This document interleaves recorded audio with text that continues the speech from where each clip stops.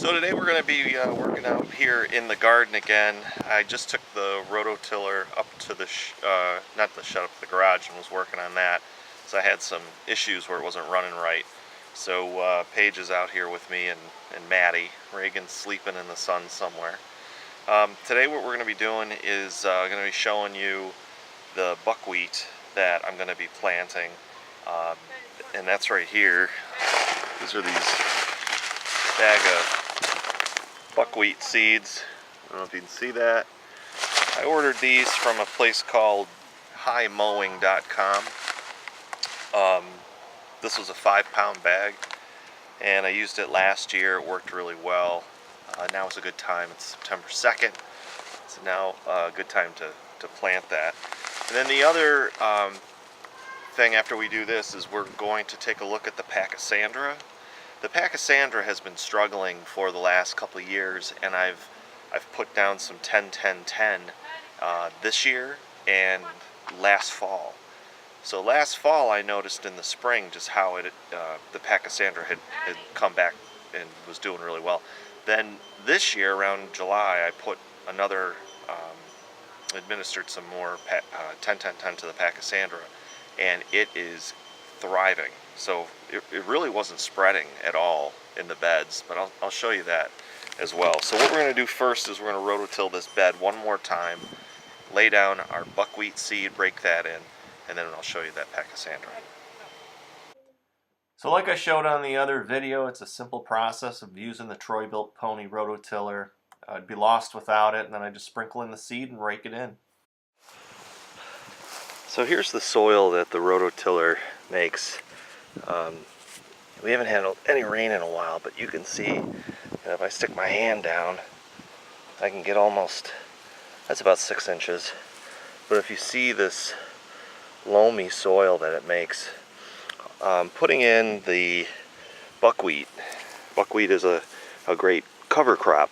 You plant it in between your plantings or at the end of the year, beginning of the year. And what's unique about buckwheat is being a organic plant. Obviously you're going to till in all that organic matter, but in the root ball of buckwheat it will actually pool up pods of nitrogen. So it's one of that and clover are go-to cover crops that really help a garden, and in planting those will actually help you get this type of soil. And it's just very loamy, soft, doesn't compact all too much, and it's easily broken up by a rototiller.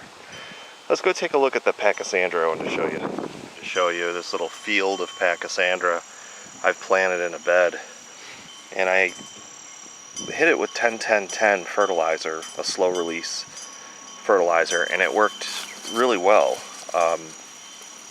And then I did it again this year around July, and what wound up happening is it started sprouting all of this new growth, and I usually don't see new growth usually in June, and hello Maddie. Hi Maddie.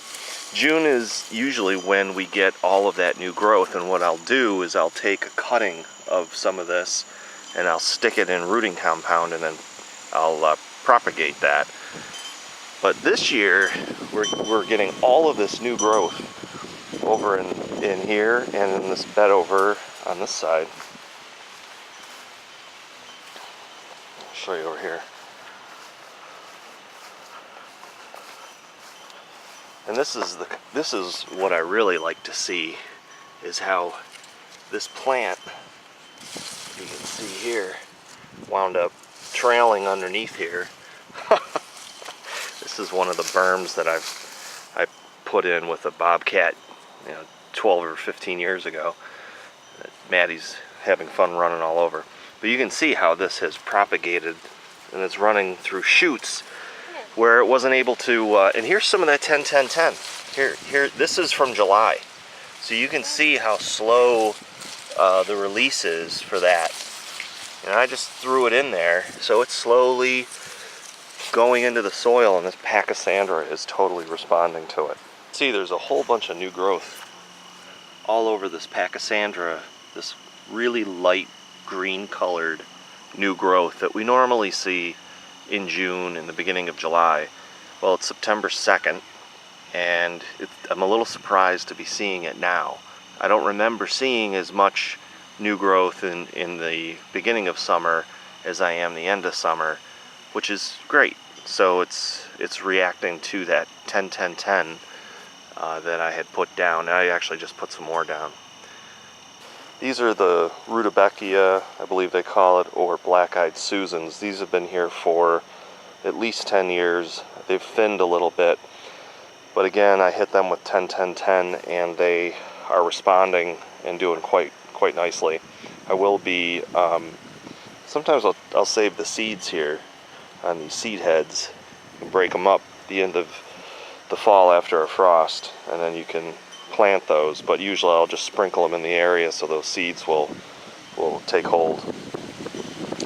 Well, that's about all I have for this video.